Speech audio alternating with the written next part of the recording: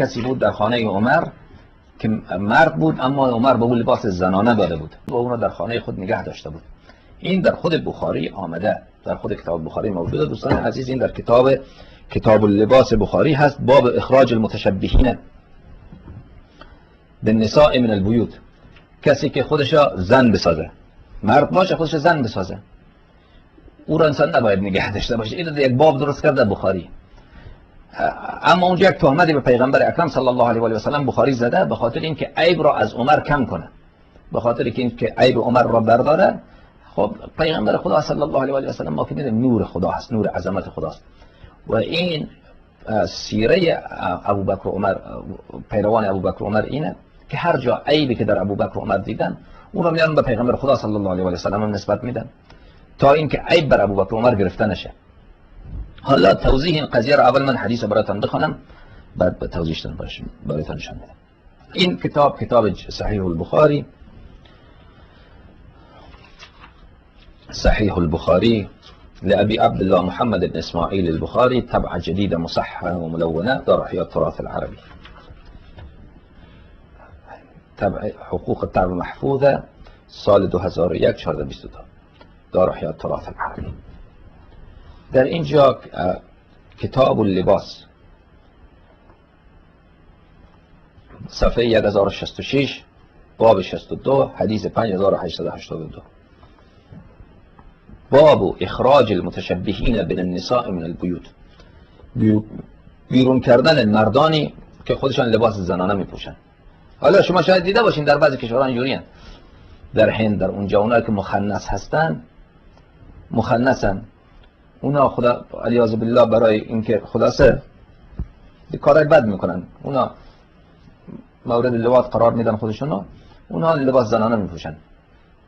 عن فلان ابن بخاری روایت کرده لعن النبی المخنثین من الرجال، رسول خدا صلی الله علیه و آله و سلم مردانی که این کار میکنن خودشون را، اونا رو لعنت کرده. و المترجلات من النساء، و زنهایی که خودشون را به هیئت مرد در میارن، زن خودش بله خودش به هیئت مرد در آورده. حالا اینا احادیث اوناست.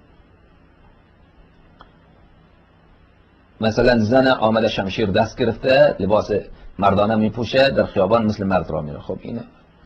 و قال اخرجوهم من بیوتکم، و رسول خدا صلی الله علیه و آله و سلم فرمود که اینها را از منزلتان بیرون بکنید اگر در منزل همچین کسی دارید.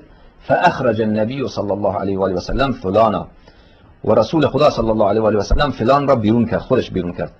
این حدیث ظاهرش اینه که رسول خدا صلی الله علیه و آله و سلم در منزلش یک کسی مردی بود که منزل لباس زنانه میپوشید، اما این دروغه، تهمت به رسول خدا صلی الله علیه و آله و سلم. حالا وجه دیگه داره که من برم.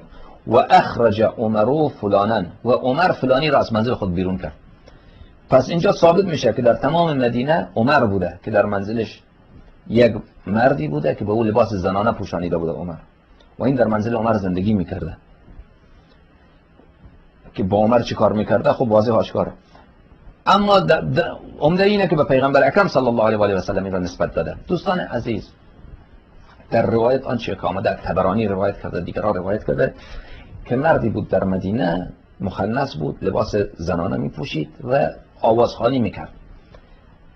عایشه این را خواسته بود در منزل خود، و در اونجا پیغمبر خدا صلی الله علیه و آله و سلم دید، او را بیرون کرد از اونجا. و لذا این کسی که در منزل عایشه بوده، در منزل پیغمبر بوده، این عایشه درون کرده بوده. اگر بخوایم وجهش رو پیدا بکنیم اینه. و الا اصلا خب پیغمبر خدا صلی الله علیه و آله و سلم کسی که فکرش هم بکنه که خدای نخواسته او در منزل خود یک مردی را نگه می‌داره که به او لباس زنانه میپوشونه، خب اصلا فکر کردنش هم حرام، گناه است و مسلمان اصلا این فکر را نمیکنه. اون کسی که این فکر را میکنه کافره. و این سیره بخاری و مسلم اینه، هر جا که عیب ابوبکر و عمر او اول میان به پیغمبر خدا صلی الله علیه و آله و سلم میچسبونن تا بعد کسی بر ابوبکر و عمر عیب گرفته نتونه. خب ما میدونیم که پیغمبر خدا صلی الله علیه و آله و سلم از این مبرا هست و این کفر بخاری آنچه که ثابت میشه و الزام خصم به ما الزموا به انفسهم هست و نمیتونن رد بکنن که در منزل عمر همچین کسی بوده، مردی بوده که به او لباس زنانه میپوشانیده، و این صریحه در همجنس بازی عمر بن خطاب.